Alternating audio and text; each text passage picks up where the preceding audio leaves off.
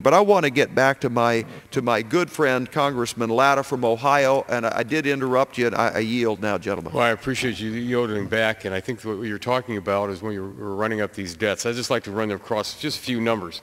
Let's just go back. You know, if you look at this number on this chart right now, we're looking at over $10 trillion, $10.6 trillion of debt that this country owes. But, you know, let's just go back a few years, and it doesn't take very long to do this. In 1979, the United States debt was at $829 billion. 1989, it was $2.8 trillion. 1999, $5.6 trillion. And here we are 10 years later, just doubling this number when you look at from 1999 to where we are today at $10.6 trillion. But the real question that really concerns me is this: not only that massive, huge debt, but who owns this debt? You know, and if you start looking at this chart right here, right now, $682 billion of our debt today is owned by China. Go across, you're looking at Japan. Japan owns $577 billion. The United Kingdom, $360 billion. The Caribbean banking centers, $220 billion. The oil exporters, you know, we send our money over to them. They're using our money to buy our debt.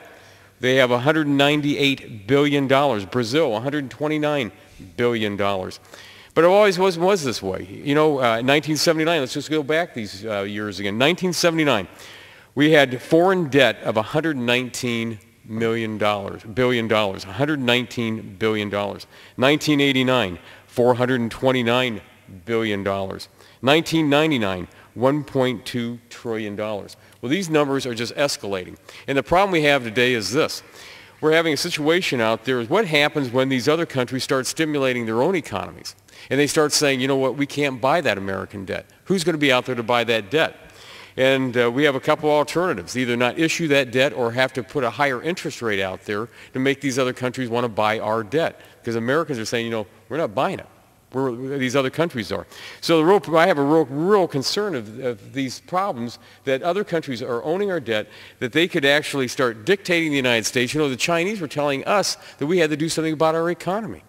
You know, when's the day that other countries reclaiming my time? I think the gentleman, what you're saying is, and you're saying it in a pretty sophisticated way, but for just some poor old guy from Missouri, what I think you're saying is, just like when we issued all of these loans that people couldn't pay, what we're doing in a national sense is we're like running down a dead-end street, and pretty soon, as we keep printing more and more money and keep getting more and more foreign countries buying our debt, there's going to become a time of reckoning, and boy, it's really going to be an unpleasant when we hit that stone wall at 70 miles an hour.